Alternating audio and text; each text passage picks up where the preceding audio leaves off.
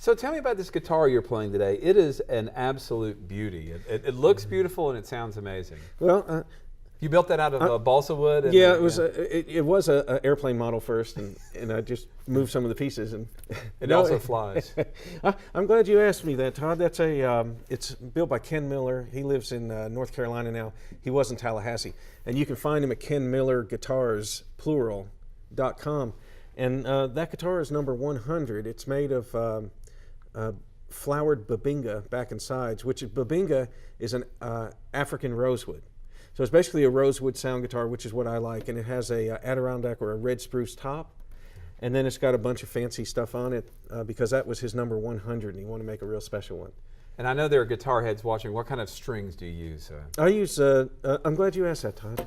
You made some out of balsa wood? Yeah. From an old abandoned... Old tooth floss, yeah. No, I use DR strings. They're medium gauge, 13 to a 56, and they made them for me about 30 years ago. And they last me forever. In fact, that's maybe the original set on that guitar right now. They last that long. No, they're made up north, and they're handmade strings, but they're cheap. They're, $8 or $10 a set, but they're great strings, those DR. Yeah. Tell me about Jailhouse Blues. That's one of my favorites. How'd you pick that one? I heard Doc do it on the radio. Yeah. That's it. Doc was my hero.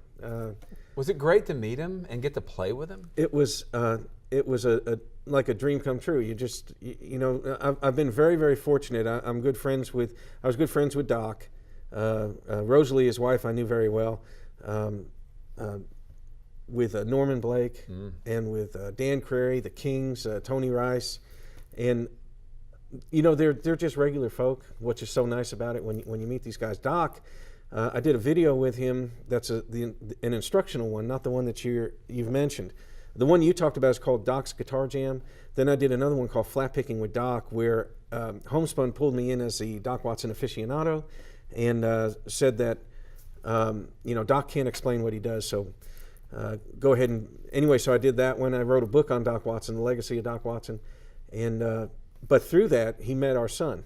And this is the way Doc Watson was. If you like your grandfather, you're going to like Doc Watson. Because I'd go up to him, and you have to say who you are. Hey Doc, this is Steve.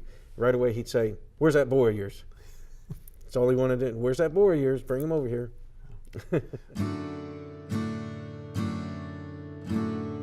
Well, now looking out the window at the street, these jailhouse floors are hurting my feet. I've got the lonesome jailhouse blues. When out friends of mine, they're passing by, they could get me out of here if only they'd try. I've got the lonesome jailhouse blues. I've got the lonesome jailhouse blues. I've got the lonesome jailhouse blues. When out friends of mine, they're passing by, they could get me out of here if only they'd try. I've got the lonesome jailhouse blues.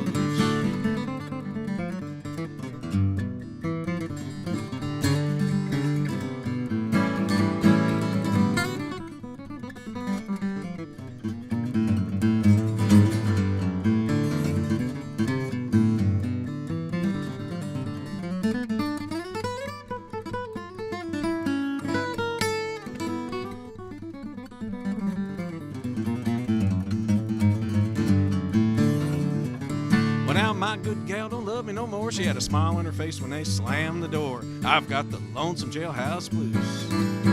Well, they put me away for 6 months' time. Judge said he did it 'cause I only had a dime. I've got the lonesome jailhouse blues. I've got the lonesome jailhouse blues. I've got the lonesome jailhouse blues. Well, now they put me away for 6 months' time. Judge said he did it 'cause I only had a dime. I've got the lonesome jailhouse blues. Let's play a lonesome.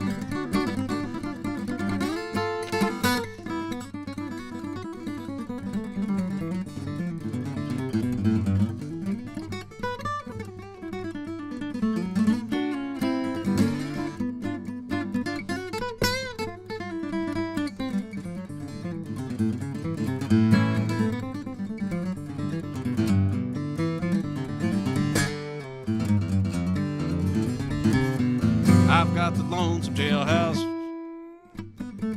I've got the lonesome jailhouse blues. Well, now they put me away for 6 months' time. Judge said he did it 'cause I only had a dime. I've got the lonesome jailhouse blues. I've got the lonesome jailhouse. I've got the lonesome jailhouse blues.